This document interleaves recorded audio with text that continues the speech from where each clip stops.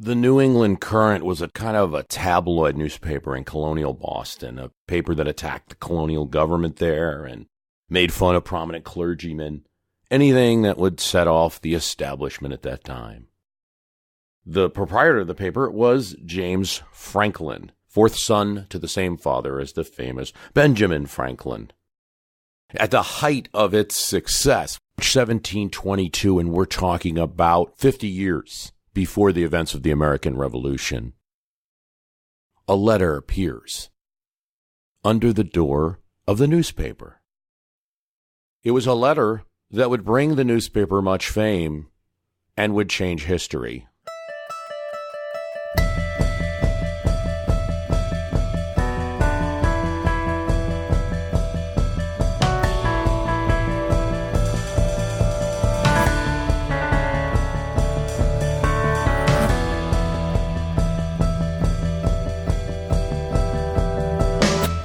It was written by a minister's widow.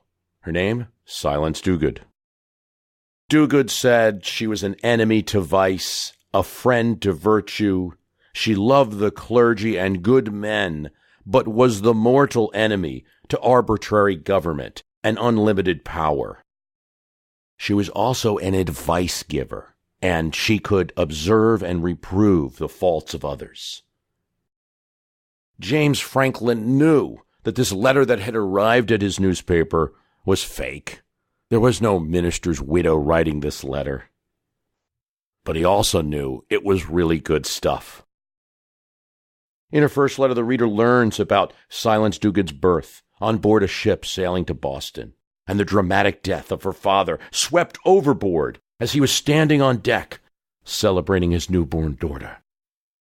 Oh, the tragedy and the necessity, then, of her apprenticeship to a minister because of the impoverished situation that her mother found herself in. And her education and exposure to books during her work for that minister. Readers reading it are hanging on every word, and she ends, "As I would not engross too much of your paper at once, I will defer the remainder of my story until my next letter. In the meantime, desiring your readers to exercise their patience and bear with my humors now and then." Indeed, it was the cliffhanger, leaving the readers wanting more, and Silence Dogood didn't invent it. James Franklin was indeed doing something revolutionary. Here's how Benjamin Franklin described it in his autobiography. James had some ingenious men among his friends who'd amuse themselves by writing little pieces for his paper, which gained it credit and made it more in demand. And these gentlemen often visited us. Hearing their conversations and their accounts of the approbation their papers were received with, I was excited. These were the Couranters, or the Hellfire Club, the contributors to James Franklin's paper on the scene in Boston.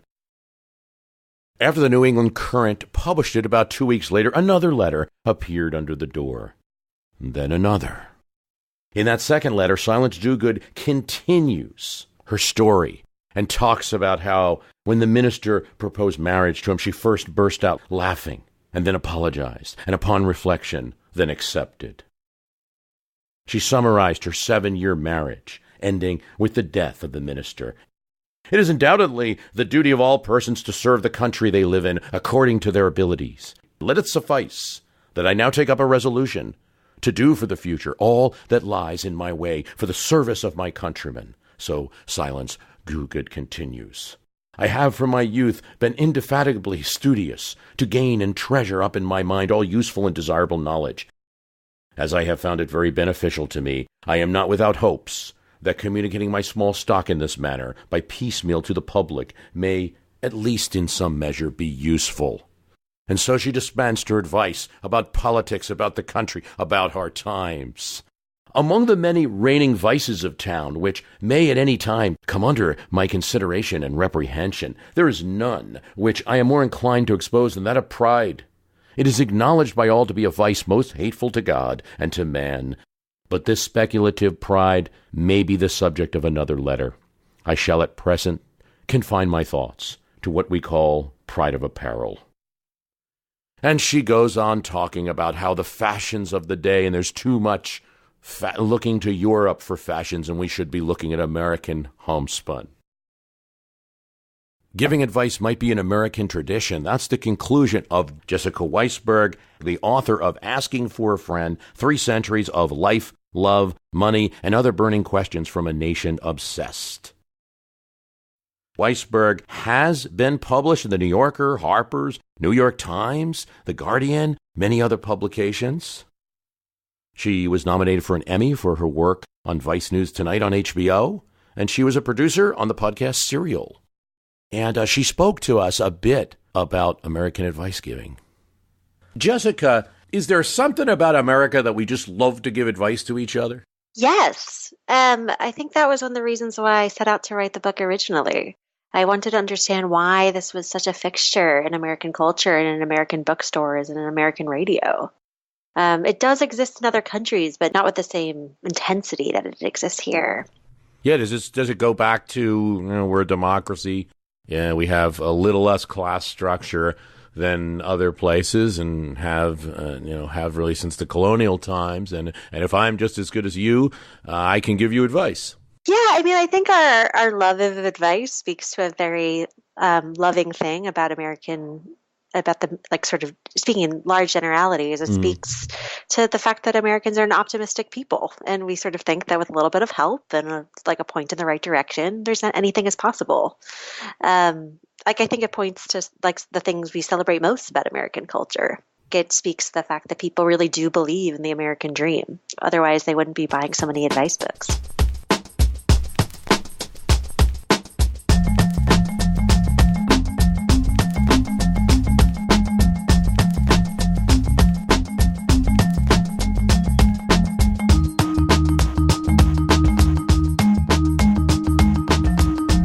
Everyone in Boston was trying to figure out who Silence Dogood was.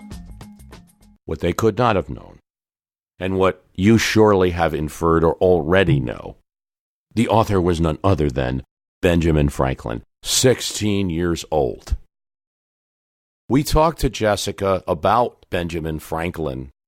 He dropped out of school when he was very young, and he got an apprenticeship with his older brother, who ran a newspaper that was one of the only independent newspapers in the colonies at that time. And his brother wouldn't let him write. He just gave him a lot of odd jobs. And Benjamin Franklin was very bored and very, very hungry to get some bylines. And so what he did is he made up characters, and he submitted stories under those characters so that he would get a chance to write.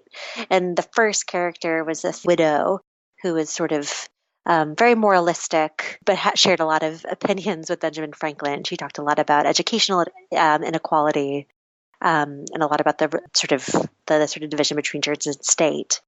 So it's surprising that his brother didn't catch on a little bit quicker, but. Here's what he says about people in the newspaper office after the letters started to come in. They read it, commented on it in my hearing, and I had the exquisite pleasure of finding it met with their approbation, and that their different guesses at the author, none were named, but men of some character among us for learning and ingenuity. As he's setting up the type for his own fictional character, and he's enjoying listening to these learned students and scholars and writers for his brother, and his brother as well, trying to guess who Silence Dogood is. Franklin at first wanted to go out to sea like so many of his countrymen, but his father wanted something else for him, and when his brother James came back from England with a font of type, ready to get into the newspaper business, so Benjamin Franklin joined him. But the work was laborious. Not only did he have to set the type, but he had to go out in the streets and also sell the newspaper. Now, this wasn't entirely new for young Benjamin Franklin, who had been writing poetry. He, in order to learn how to write and to teach himself, he would read newspaper articles. And if there was a poem, he would take the poem and turn it into a story. And if there was a story, he would take the story and turn it into a poem until he became, by his words, a pretty tolerant English writer. He'd write songs that he would hawk in the street. From April 1722 to October 1722, they are published. In the last one, he takes on religion and hypocrisy. There is not a term in our language which wants explanation so much as the word church. One would think that when people utter it, they would have in their minds ideas of virtue and religion. But that important monosyllable drags all other words in the language after it. And he who is very zealous to oblige everyone to frequent it but himself has been a very good son of the church. This preposition is the best handle imaginable for politicians to make use of. I am, sir, your humble servant, Silence Dogood. After the 14th letter, Benjamin does reveal to James and James's friends that he is indeed the author. The friends are amazed and have a new respect for this young typesetter. The brother, James, not so much. He warns him to be careful about his newfound fame. James was also getting into trouble with the local authorities after he talked about a ship to go after the pirates that was taking a very long time for the authorities to get together, implying that they were lazy, perhaps not brave. They actually sentenced James to a 2-week time in prison. Now, laws weren't the same about speech as they are now. And as I think is known to everybody, Benjamin would eventually leave Boston and go to Philadelphia and become one of the premier printers in America and really premier celebrity in America, known internationally. And the way that he would do that, a series of inventions, certainly, but by printing the Poor Richard's Almanac. Poor Richard's Almanac, to me, what's interesting about it is that it's funny. And it's very, very witty and very self-referential, and it's written from the point of view of someone who sort of knows what he's doing is gimmicky, but also knows what he's doing is important. And to me, that was so wise of Benjamin Franklin to sort of know that giving advice that no mere mortal really has the right to be telling people what to do. So he found this sort of sarcastic way of offering it so that he didn't appear to be taking himself too seriously, while on the other hand, the advice, in my view, was quite earnest.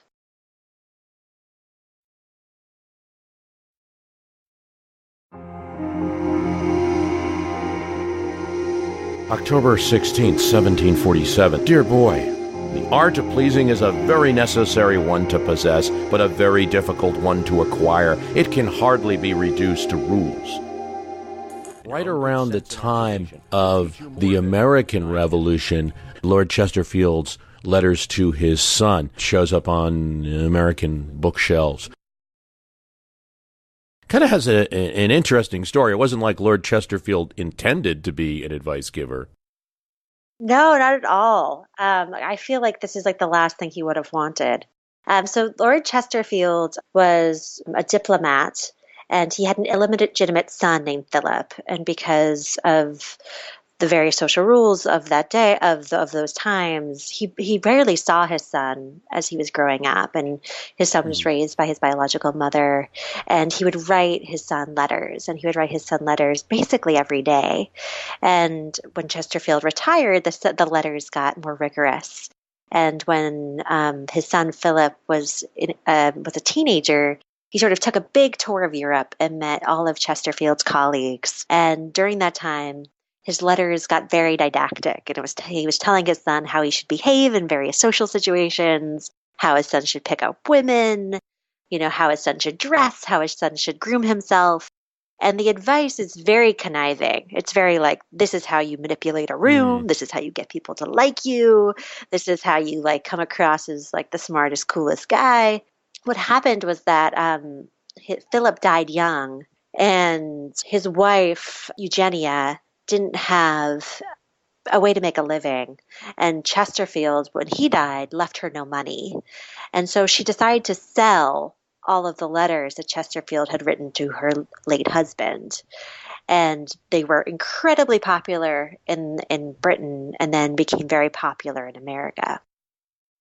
Someone like a Chesterfield, that advice tended to be more of what we'd expect from that period. He was not telling you to find your bliss. He was definitely saying, like, how do you make his advice was that of a diplomat. You know, he came up in a world of trying to get things done and trying to negotiate between different countries. And his advice to his son was sort of how to make, how to get what you want out of a social situation and how to get people to trust you and how to get people to listen to you. And what's very interesting about his advice is that it is sort of what you would expect of a person of that position and also a person who was very genuinely concerned about his son's future. I think he was worried that his son wouldn't have the resources he would, and because of the conditions of his birth, wouldn't be given the same opportunities. So I think he was really genuinely nervous for his son and wanted to give him strategies to get ahead and strategies to succeed. But what interested me is about how that advice was received in America. Because when it got to America, you know, people were sort of horrified by it. That this idea that you would think so strategically and that you would maneuver through the world only with your own interests in mind was very upsetting to a lot of American readers at the time. It was upsetting, but also sold copies, right? That old chestnut. It was great reading. It was like, you know, it was like talking about it was juicy stuff. It was about meeting like European diplomats and picking up French women and wearing fancy gowns. And it was a fun read. So I think it was popular and it was also exciting. Just the idea that you could sort of, there was no one in the world you couldn't sort of have a conversation with, and there was no situation in the world you couldn't sort of ready yourself for. It sort of contained a world of limitless possibilities. So it was very, very popular, but it was also the conniving aspect of it really upset a lot of American readers. I find it interesting because I think this is the whole question today in a debate that you bring up several parts of your book about politeness versus honesty. Certainly, President Trump and that campaign, the debates of 2016, just seeing things said on TV that you're not used to, the tweets, but not just at the presidential level, also among us. Social media right now can be a nasty place, both Facebook and particularly Twitter, the way people argue, the invasion of wrestling WWF style memes into politics, seeing a video of Trump pile driving a CNN logo or things like this. Just the attitude that we place it, we see what situation we're in 2018. But the conflict is between politeness and honesty, and to represent both sides a bit in that, it really does seem to go back to this Chesterfield, in my opinion, because on one hand, it's good to be polite and it's helpful, and personally, it's always been my way. But there's a whole different take on this, even in the podcasting world, and certainly in social media, where people will just let everything fly because, in their view, their side of the argument is they're being more honest. So unlike, say, that Chesterfield, they're being an honest American, say, and representing their full views to people, speaking frankly. Very much so. I think that was one of the things that interested me so much about Chesterfield, because what Chesterfield was trying to allow his son to do was to fit in any social situation. He wanted his son to be able to enter any room in any country in Europe and to feel comfortable and to be able to ask the right question and be able to sort of adapt to the world he was in. He told his son, always. He told his son to always imitate, and he said that the highest compliment was to be easy, easy to be around, easy to jump in, no matter where he was. And there's something very American about this idea that you could sort of be comfortable anywhere. I think that like American sort of prioritize the idea of being social chameleons. It also has to do with the idea of the American dream, that you can grow up in one place and end up in another, and you can be the first person in your family to go to college and sort of get there and sort of figure out how to behave. That requires a level of conniving. That requires a level of pretending, if you're the Mhm. first woman to be at an organization that's never hired women before, and you're trying to take social cues and trying to figure out your way through the situation, that's not necessarily you're studying. You're trying to figure out how to behave. You interviewed Miss Manners.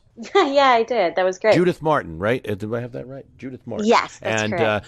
Yeah, she seemed to be admiring almost of the American way of being able to pretend. Yeah, she really speaks highly of pretending. And I think it's interesting because interviewing her not that long after Trump's inauguration, and she was a big fan of pretending. She really wanted people to behave more kindly towards one another and to sort of show respect for one another.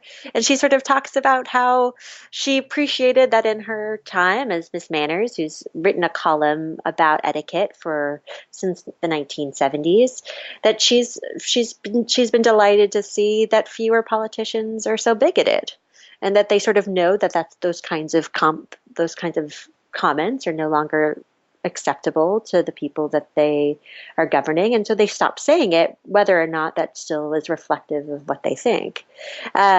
And she really applauds that. She really Yeah. applauds the fact that these people are censoring themselves, which is sort of a funny thing to think about. But but when you think about the Trump administration and the sort of attitudes that have come up, and I feel like I developed a greater kinship with the people I was writing about. Mhm. Because I think that advice givers are in this sort of idealistic position of just trying to figure out a way for people to get along. Like Miss Manners always says, Judith Martin or Miss Manners, whichever you prefer, always says that etiquette is the basic bargain of civilization, and that you behave just well enough not to piss anyone else off. I feel like we've over the last year or so, we've seen people not really care about pissing each other off at all. And even though I think advice giving has this reputation for social conservatism, this reputation for establishing sort of arbitrary norms of what's right and wrong, I sort of had a greater kinship for the people I was writing about, and sort of desiring a basic level of amicability between people and trying to create norms that would just allow people. Yeah, I mean, I think you step out into the world. My mother used to always say, there are other people in this world, Bruce. There are other people in this world. And that's just a simple way of saying that. I mean, people have different opinions. If you look at a set of politics, there's many varied opinions. And yet, I guess there was a small backlash because of a lot of, we call it political correctness or whatever you like. There's a small backlash. I do think it appears to me that there's been improvement, like what Miss Manners says about just making absolute direct bigoted comments, which would not have been when I was in the 80s or even the early 90s, maybe not on TV and politics, but in rooms, jokes about people's race. They would be considered funny. Why aren't you laughing? You don't do that anymore in most circles. And so we've improved, we've evolved, but maybe there was a little backlash as a cost. Yeah, and certainly the internet hasn't helped, just because I think it gives people the freedom to say whatever they want without consequence. And one area I've been thinking about this more is the Me Too movement, because I think one of the things that's confusing for people is that there's sexual assault that rises to the level of a crime. And then there's sexual harassment that isn't criminal. And it just sort of has to do with the fact that people don't seem to understand how we should behave towards one another. And so Miss Manners talks a lot about how etiquette is sort of like an extra legal regulatory system, that if people just are kind to one another and respect to one another, that it can sort of function outside of the world, that it sort of regulate, that their culture can regulate itself through etiquette. And you think about how offices clearly because of sexism and a variety of other factors. There hasn't been such gross misbehavior has been allowed to exist. Yeah, I think that was interesting reading in the book. By the way, a reminder that I'm talking with Jessica Weisberg, and her book is Asking for a Friend, 3 Centuries of Advice on Life, Love, Money, and Other Burning Questions from a Nation Obsessed. And I thought that was interesting reading that section where Miss Manners goes into that. Right, you have 2 choices, the law or etiquette. And that might be a good message particularly for at least fiscal or social conservatives, that, which one do you want? Do you want a bunch of laws? Because that's what comes next if the etiquette doesn't work. So if we don't have rules established in the office place, the lawsuits will be coming. I mean, they've already to an extent. And also laws will be coming. But it's easier to regulate things by etiquette. Yeah, she gives out a lot of examples. Her whole point is that the reason why that like etiquette exists to sort of fill the gaps where the law doesn't touch. And it does feel right now in our society that etiquette isn't working as well as it should. Yeah, I think because the politics are gamed, there's a lot to gain from not being in etiquette. There's a certain group that feels that etiquette was holding back. So say on the GOP side, it might be expressed in, well, we ran Mitt Romney and look at how that went. And now we ran Trump. He destroyed his opponents. Anything you say to me, I'm going to respond at any level. Some people are definitely seeing the political advantage in it and then saw etiquette as a political loser. Whether that will play out long term, I think remains to be seen. And there's this side point that even among, say, people who are more on the left, there's a desire for frank talk, for say, corporatist speeches, for talk about what's real problems of America, and they don't like the kind of flowery language. I go back and listen to some of the old, like maybe Bill Clinton's inaugural speech or some of his campaign speeches, and there's a lot of kind of lofty rhetoric that maybe wouldn't be as welcome these days. Yes, you, my fellow Americans, have forced the spring. Now we must do the work the season demands. Yeah, I think that in terms of honesty versus politeness, you need both. I think that social change requires honesty. I think that all of the progress we've seen over the last few decades since Miss Manners started has begun from a place of people saying this is unfair, this is uncomfortable, this needs to change. And all those sentiments come from a place of vulnerability and honesty. It's the sort of grown-ups in the room, the actors that sort of it's sort of upsetting when they can't react to that level of vulnerability. In the debate over politeness versus honesty, you also see this difference. There's a difference between I will speak frankly about the issues of America today. I'm not going to hold back because I'm, say, worried about what other politicians will think of me. And that's very valued right now. That's a high commodity. I'm taking on the establishment. I don't care what they say. And then there's like sending a tweet and saying Pocahontas or Crazy Bernie. These are just insults that might be frank and honest, but don't add to the honesty because they're not elevating. And I think there's just this incredible tension. But again, I would attribute most of that tension to the fact that the stakes are high. We're talking about power. We're talking about control of the White House and congressional branches that can run the country. And so that compared to being a little polite is the politeness is being devalued. Yeah, I agree. And I think that in terms of, you mentioned earlier, the idea of political correctness and that this idea that we live in this world of too much censorship and that, like speakers and professors on college campuses are afraid to be too honest and afraid to speak to their mind. Like that I don't agree with, because I feel like that is speaking honestly and then having consequences for the truth of what you say. And I think that we live in a culture right now where people don't want to face consequences for the truth of what they say, which is what has been possible on the internet.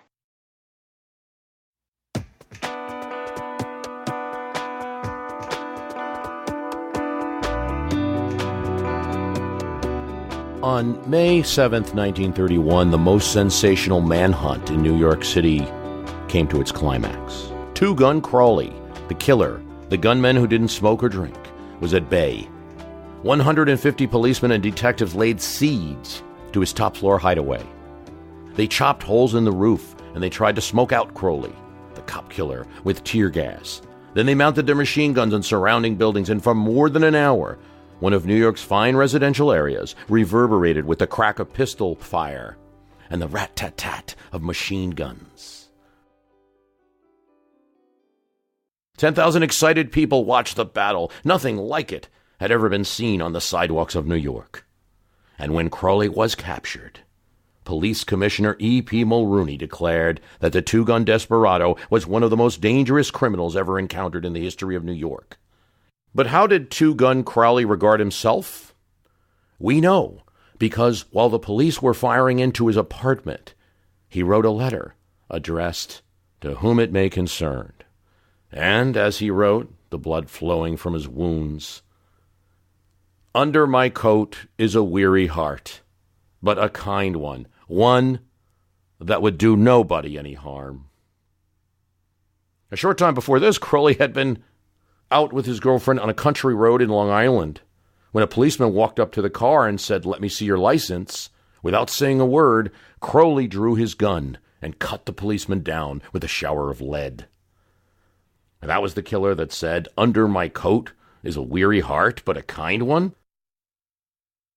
Crowley was sentenced to the electric chair, and when he arrived in Sing Sing, he said, "This is what I get for defending myself." The point of this story, artfully told by the writer Dale Carnegie, is that Two-Gun Crowley didn't blame himself for anything. Is that unusual among criminals? If you think so, listen to this. "I have spent the best years of my life helping people, the lighter pleasures, helping them have a good time, and all I get is abuse." That's Al Capone speaking. Capone didn't condemn himself. And Dale Carnegie continues in his book, How to Win Friends and Influence People, from the 1930s. I've had some interesting correspondence with Lewis Laws, who is the warden of New York's infamous Sing Sing prison, for many years on this subject, and he declared that few of the criminals in Sing Sing regard themselves as bad men. They are just as human as you and I, consequently stoutly maintaining that they never should have been imprisoned at all. John Wanamaker, founder of the stores that bear his name, once confessed, "I learned 30 years ago that it is foolish to scold. I have enough trouble overcoming my own limitations without fretting over the fact that God has not seen it fit to distribute evenly the gift of intelligence." Wanamaker learned this lesson early, but I personally had to blunder through this old world for a third of a century before it began to dawn upon me. Dale Carnegie writes that 99 times out of 100 people don't criticize themselves for anything, no matter how wrong it can be. Criticism is futile because it puts the person on the defensive and usually makes him strive to justify himself. Criticism is dangerous. It wounds a person's precious pride, hurts his sense of importance, arouses resentment. All of this from Dale Carnegie's How to Win Friends and Influence People. There's a figure that you talk about in the book, which and I particularly like, and that's Dale Carnegie. Came out of the Depression. It was a book for that time when really people needed jobs. They needed to hold on to their jobs. But Dale Carnegie to me is always about, think of the other person. You need to put yourself in another person's shoes in order to sell them, in order to win. So Dale Carnegie, he wanted to be an actor, and he came to New York to study acting, and it wasn't going so well for him.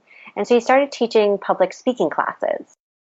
And he developed a reputation as just being a masterful public speaking instructor, and especially among businessmen.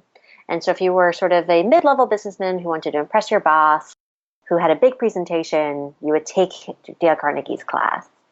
And his book sort of came out of those lectures and came out of his experience as a public speaking instructor. And when you think about that, his book makes so much sense because it's not thinking about your audience. It's about like putting your audience at ease, keeping your audience interested, keeping them engaged. It's a very selfless book. It's really not about, it's about getting what you want by giving other people what you want. And I think that you can really tell that he was sort of thinking as a performer. But the book itself, which is how to influence and influence people, isn't just about public speaking. It's about succeeding in the workplace. And it did come out in the heart of the Great Depression, and it came out at a time when if you had a job, you would not want to lose it. And it was really a manual in people pleasing. It was really a manual in, impressing the people who paid your salary. There's something very conservative about it. There's something that's very, very foreign from how we think about work today, and how we sort of expect the company. Often, I think especially in media, we expect the companies we work for to sort of bolster our individual brands, and we think about having our own identity online, and we live in a very sort of individualistic professional culture. I'm especially thinking of the media world, but he was just was sort of really thinking about the collective, and like the best way to succeed professionally was like being the best company man you could be. And his book was just the manual of being the best company man. And I remember once in my forum that I have along with this podcast, where, believe it or not, there are some arguments that occur over politics and history. And I remember telling a person, like, you're always here arguing and sometimes demeaning. And I'm like, why don't you look at it? And then this person happened to be, what his employment was? He was a salesperson. And I said, well, how come from 9 to 5 you act like a salesperson and you get into your customers' heads and you do all of this Dale Carnegie stuff, but on your spare time when you're on political boards, instead of trying to sell someone to your point of view and gain a vote perhaps for the candidate you like, you're just bashing them. And so I just think we've gotten pretty far from Dale Carnegie. That's just one of the things that really attracted me to this book and at this time, and that's why I think it's perfectly timed.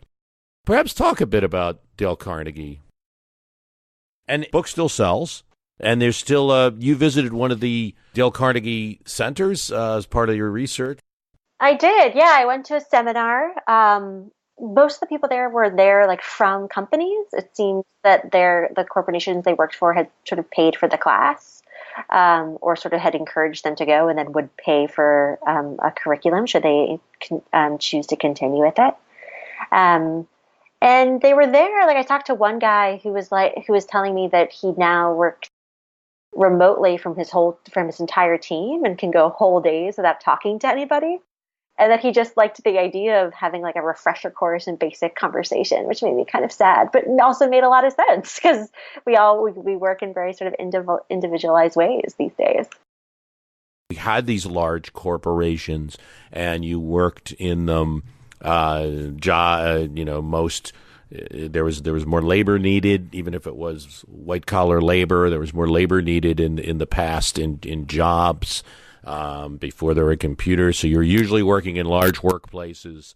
And the idea was to be a good company might take care of you, but also that because you're entering this big office every day, there's a certain way to behave and a certain regulation that occurs, and people will be horrified by certain events, and it might affect you in this world. And maybe this idea that we're all, a lot of us, gig economy, working from home for an office that might be somewhere else or in another country, we become more individualistic, perhaps.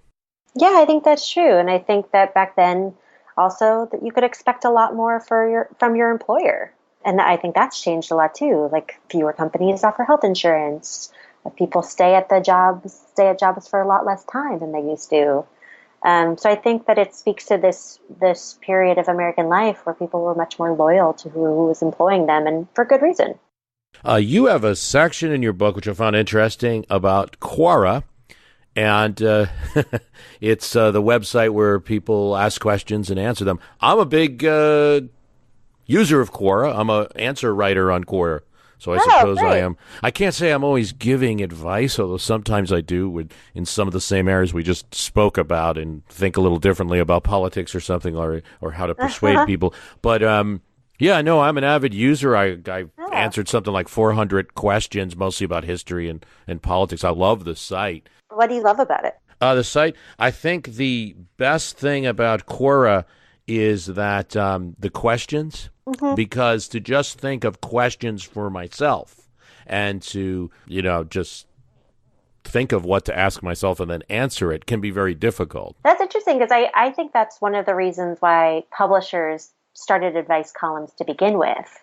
It was this really great way of polling your readers and figuring out what they wanted to know. It was just like a very good and simple tactic for, really engaging your audience. If I put a question out on the Facebook forum, the fans of My History Can Beat Up Your Politics, and there's a good group there. I know you'll get some responses, but on Quora you'll get people who they're deciding to ask that question. Yeah, it's just the whole world. Of course, it's this idea that we're all kind of experts. We can be if we want to be.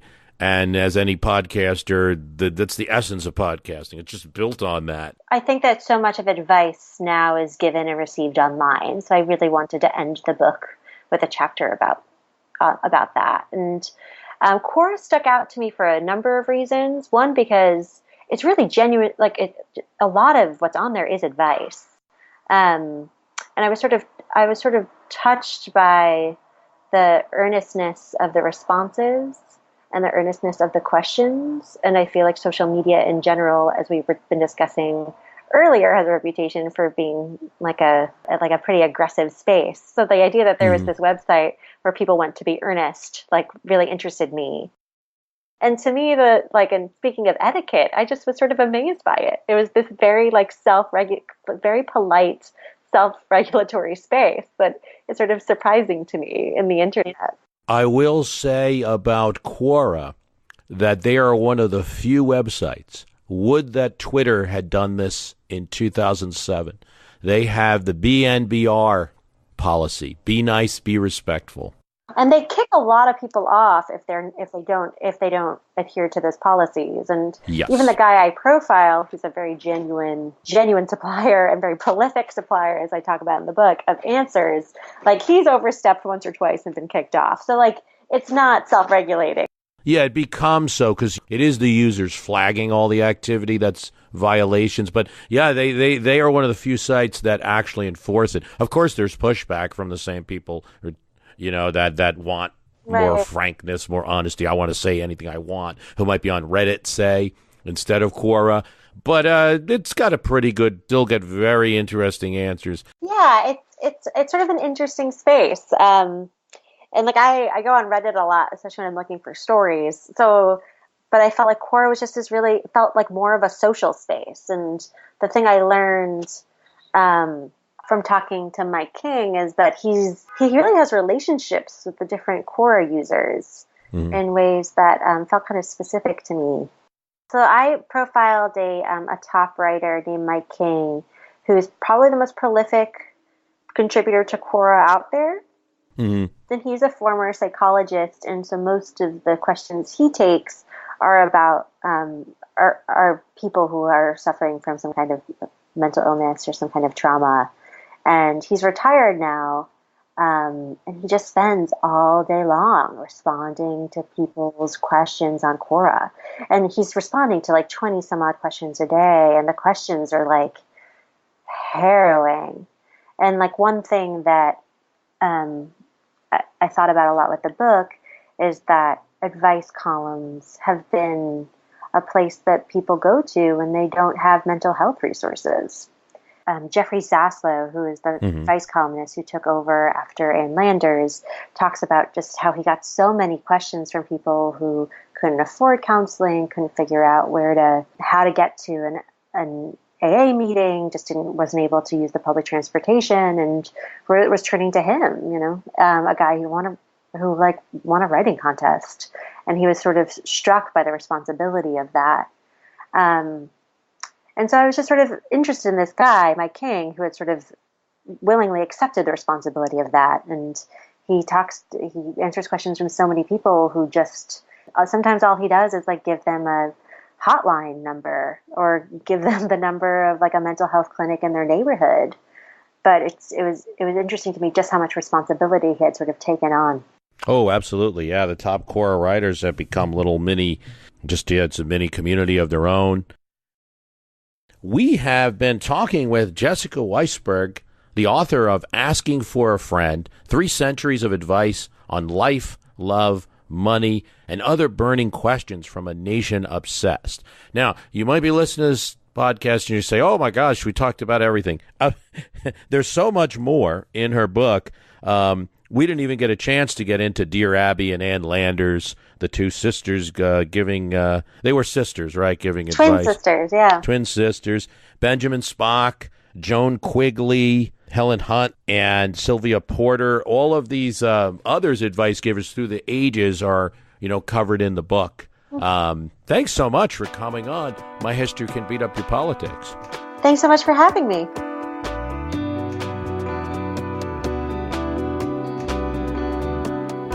We want to thank Jessica for coming on the program. The website for this program is www.myhistorycanbeatupyourpolitics.com. Remember to think about the premium podcast for as little as $2 a month. You get extra episodes. You can help support the program.